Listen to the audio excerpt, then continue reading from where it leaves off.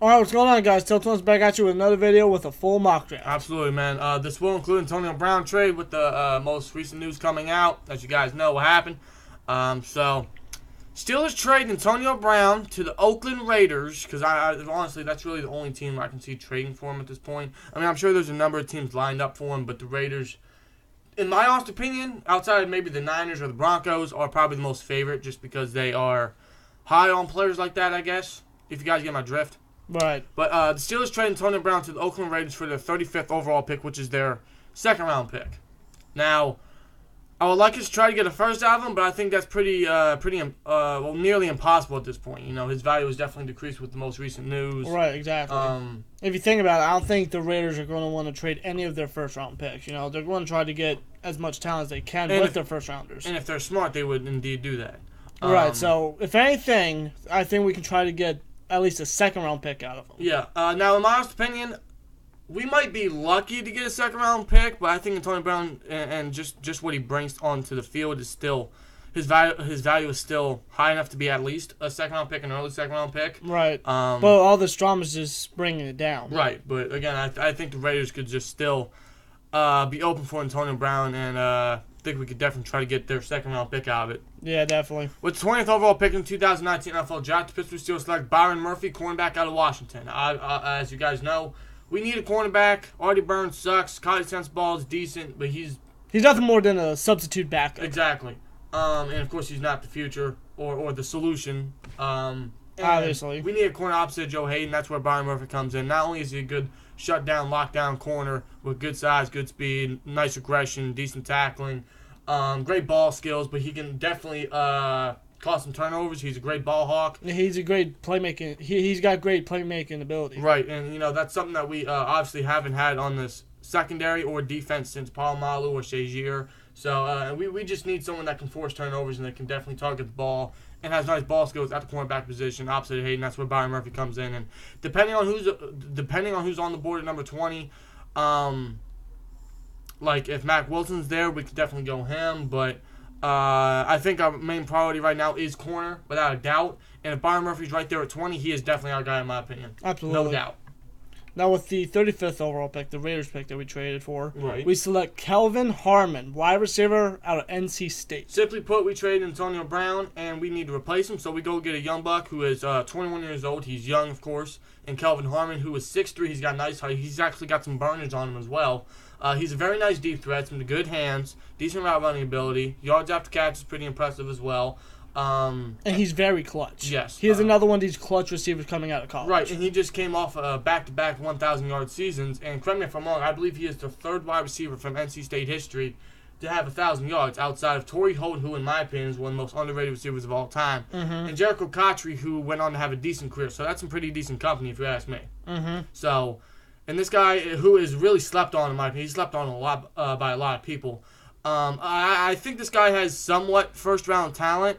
But I can definitely see this guy definitely fall into the second round. I think that's where we can steal him with the early second round pick that we got from the Raiders. Obviously to replace Antonio Brown. But he obviously has a lot of upside. You know, his height, his hands. He's got a ton of upside. He's got tremendous potential to be a star receiver in the NFL. Yeah, and you know how Ben loves them tall receivers, speaks for itself. And you line him up with Juju and Washington and Switzer. You know, it's a very nice picture to paint, honestly. Exactly, and you know how we develop wide receivers. It's insane. Of so course. This guy can easily be an all-pro wide receiver for us, in my opinion. Absolutely. Now, with the 52nd overall pick, our original second-round pick, the Pittsburgh Steelers select this guy. This one might surprise you a little bit. Noah Fant, tight end out of Iowa State. I'm a big fan of Noah Fant. Simply put, you guys have probably watched our other mocks in the past. We have said that Vance McDonald is pretty much the only tight end, as of right now, that is a lock to make the 53-man roster next year. Because outside of Vance McDonald, we have Bucky Hodges, who was off the practice squad. He might make the roster at number 3. But we don't know that yet. Same with Jake McGee, and we don't even know if we're going to sign Jesse James yet. Yeah, we don't know if we're going to get Jesse James back. I feel like Xavier Grimble is definitely out the door. So as of right now, our tight end depth is pretty weak. It is. Outside of course, our starter, Vance McDonald, and that's where we can bring in Noah Fant, who, in my opinion, he brings me a lot of glimpses of Jimmy Graham. I've said that a few times, and I stick with it. He reminds me of a much younger Jimmy Graham. Jimmy Graham when he was with Drew Brees in 2013. You know, that might be a little bit too high on him, but Noah Fant has all the potential to be that good. Exactly. Now, I can definitely see him fall into the second round. I feel like his teammate T.J. Hockenson, who just won the John Mackey Award, he's definitely overshadowing him, man. To the point that you could consider him the best receiver or the best tight end in this upcoming draft. Yeah, coming out of college, Seriously. you know. Because not only is T.J. Hockenson a phenomenal receiver, he's a very good blocker too. I'm not taking anything away from Noah Fant's blocking. He's a decent blocker, but T.J. Hockenson just brings both those things to the table, which all in all can make him a much better Noah Fant, or a much better tight end than Noah Fant. Exactly. Now, Hawkinson's like really overshadowing Fant, which could drop Fant to the second round where we could pick him up. Right. Now, Noah Fant, I feel like that he is much more athletic. I feel like he has better hands than T.J. Hockenson. I feel like he's much faster than T.J. Hockenson. I think that's where we can steal him in the second round, not only apply depth at the tight end position, not only to be our solution, a long-term solution at tight end, definitely get that tight end duo with Vance McDonald and Noah Fant going on, but, you know, as you guys know, a quarterback's best friend and security blanket, of course, is their tight end. Ben hasn't had a successful tight end since Heath. Obviously. So not only get another security blanket, another great tall weapon, trustworthy weapon for Ben in his later years, but Rudolph's younger years as well, early years. Get the solution, the future solution for the tight end position. Right, and basically pretty much just complete this offense, because a tight end, or at least a consistent tight end, is the only thing that we have lacked for basically since Heath retired. Exactly. So that's where we bring in Noah Fant, honestly. And with the 83rd overall pick, our third round pick, the Pittsburgh Steelers select Jermaine Pratt, inside linebacker out of NC State. You guys may be a little surprised that we may go inside linebacker this late. You know, I feel like inside linebacker is definitely one of our main priorities that we have to address. We could address it in the offseason. You know, we could go get a Quan Alexander. We could go get a Corey Littleman, maybe. Maybe a C.J. Mosley, maybe a Jordan Hicks or a Denzel Perriman. You know, there's some solutions inside linebacker in free agency. Right, but now I really want us to be more open and more active than we haven't really been in free agency. Yeah, especially with the amount of money that we have now, since Bell forfeited his entire freaking franchise exactly. tag. But something just tells me I think we're going to be a little bit more active. I think we're going to be a little bit more open. I hope so. But I don't think we're going to be as active as other teams. Right. I mean, Tomlin said there's going to be change, but we have yet to see any change whatsoever. Yeah. There's barely been any coaching changes whatsoever. Right. I mean, Keith Butler and Danny Smith are still here. Right. Now, free agency and everything like that will definitely tell the toll of that statement as it's creeping up very shortly, thankfully. But now, the way I see it, when Shazier was out when he unfortunately suffered that injury last year, inside linebacker was arguably our biggest need last year. And we signed Bostic in free agency, which was fine, but at that point, Bostic wasn't proven whatsoever. He was a second-round pick that was being passed around from teams to teams, and he had injury issues, so he definitely was not proven at that point. And because of that, we didn't go inside linebacker at all in last year's draft. Now, I feel like that we definitely have to address it this year, and I feel like that we will address it this year. But I think that we're going to hold off to at least the second and third round. Yeah, because in my opinion, I don't think that we should reach for inside linebacker that should not go in the second round. Right. If anything, I think we should drop back to the third and wait. If a guy like Jermaine Pratt is there, then obviously take him. Yeah, because there's a lot of great young sleeping inside linebackers in the second and third round that we can easily get, and in the first round we can go corner, honestly, because there's many corners in the first round that we could take. So and I feel like we need to go corner first round, no doubt, and like I said, there's plenty of inside linebackers in the second or third round that we can easily go after. Jermaine Pratt is one of them. You know, you can also put Khalil Hodge in there as well, maybe Devin Bush if you guys are high on him, or Trey Lamar from Clemson. Yeah, but Jermaine Pratt, man, you know, this guy, you guys may call me crazy. I may be putting too much of a high ceiling on him. This guy reminds me a little bit of Deion Jones. Honestly, because they have similarities, man. They both were safety turned inside linebackers. They're both fast. They're both very good in coverage. Nice tacklers, great hustle, good in the run support. They can they can force turnovers. You know, he really reminds me of another Deion Jones clone, honestly. Yeah, he's got remarkable speed for a guy his size. Yes. But that's freakish. He's got that sideline-to-sideline speed that obviously we have lacked since Shazier has been down. Of course, like you said, he's tall. Like I said, he switched to safety, or he switched from safety. So you know he has the covering ability. He's got incredible speed because of it. He's actually a very good tackler for moving from a safety. So I feel like Jermaine Pratt in the third round could be a nice steal and could definitely be the solution inside linebacker. He brings all the tools to the table that we need at inside linebacker, honestly. Yeah, absolutely. And honestly, he's a guy that can completely fill those A, B, and C gaps. Honestly, if you ask me. Mm-hmm. So, and he can blitz the quarterback if he has to as well. So, I think Jermaine Pratt is a definite sleeper in this draft and could definitely be a nice solution inside linebacker. Honestly. Absolutely. So, now in the fourth round, we select Jamal Peters, cornerback out of Mississippi State. Another corner, and honestly, I feel like that. I feel like we have to go 2 corners again because we did it 2 years ago.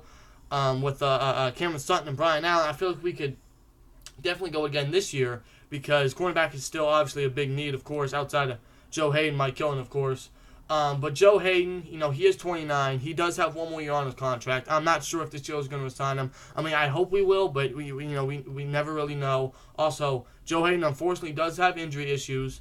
And that's where we can bring in Jamal Peters to be not only a nice backup, we'll battle with Cameron Sutton for the number 4 spot at the cornerback position. I mean, this is saying we resign Mike Hilton, which hopefully we do, because he's a hell of a fucking slot corner. Yeah, it'd be idiotic if we don't resign him. Exactly. So, but yeah, that's why we bring in Jamal Peters, not only to be depth, but we can groom him to be a possible potential solution at corner, honestly. Yeah, and Jamal Peters, he's got great size, decent covering ability.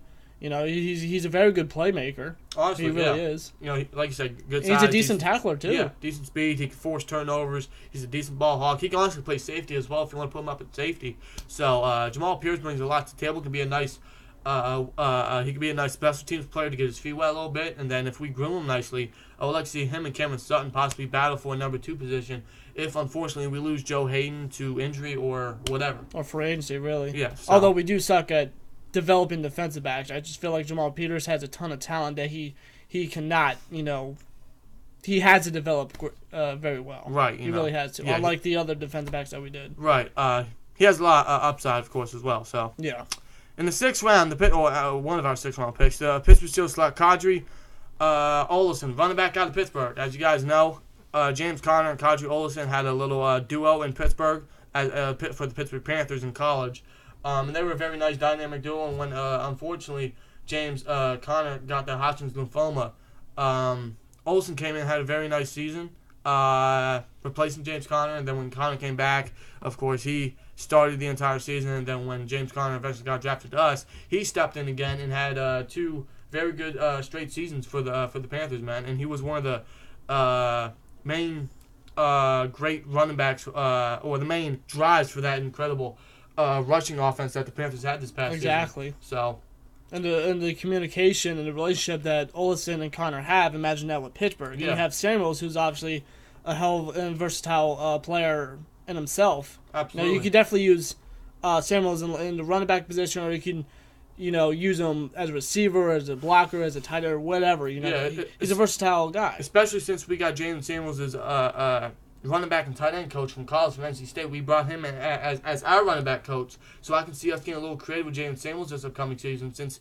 in my opinion, he's a proven backup, and he, like you say, he's very versatile. So we can put him anywhere on the field. He can definitely produce. Yeah, we can definitely do some trick plays with him. And then we can establish the rushing game with Olsen as the third back. But if we route Samuels as a receiver, sometimes he can be the second or the number 2 back or whatever, man. Exactly. We can be very creative with our rushing game, and we need to establish the rushing game. I feel like Olsen would be the nice third piece to that rushing game. Exactly. Be a third running back and everything. So, yeah. No, with our second 6th round pick, we select Malcolm Pridgeon. I think that's how you pronounce his last name. He's a guard from The Ohio State. Pretty much we need depth at guard. Not only that, but it would be nice to keep our depth and our offensive line young. What's his name? Ramon Foster is entering free agency. We're not sure if we're going to sign him. I would like us to resign him. He is a definite anchor to this offensive line, in my opinion. He's a great pass blocker, phenomenal run stuffer or run blocker. So I would like to resign him, but let's say we don't.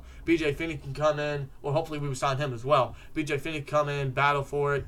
And with Sean Sarrett coming in as the offensive line coach, replacing Munchak, who he learned from Munchak, who knows, maybe he can convert Pridgeon into a nice versatile backup as well. Exactly. Working that Munchak magic that he hopefully adapted from Munchak. So yeah, Malcolm, he's a very fine blocker. If we develop him, Sean Sarah can do a fantastic job as our offensive line coach. He can develop him as a future starter, possibly in the near future. Absolutely, man. Seriously. And with our 7th round pick, we selected what's his name, Dalen Mack, tight end, defensive tackle. Out of Texas A&M. This is specifically depth. Daniel McCullers might be on his way out. We need a backup for what's his name? Javon Hargrave. Yeah, Javon Hargrave. I'm having a massive brain fart today. Simply put, this is just depth at the time, or I said it again. Defensive tackle position. Excuse me. Slow down. Yeah. This is just depth for the defensive tackle position and everything. So that's pretty much the pick for that. Yeah, he's also a guy that can take pressure off of Hargrave, so Hargrave doesn't have to take the whole load at the defensive tackle position. Right, and not only that, he's actually a decent run stuffer as well. So yeah, he would basically be the better Joshua Frazier of this year, pretty much. Yeah, honestly. really. So anyway, guys, that's our full 7-round mock draft. Let us know your guys' thoughts in the comments below, and we'll be back with another mock draft pretty shortly. So stay tuned for that, and we'll see you in that one, man. Like, comment, subscribe. We'll see you later. Peace!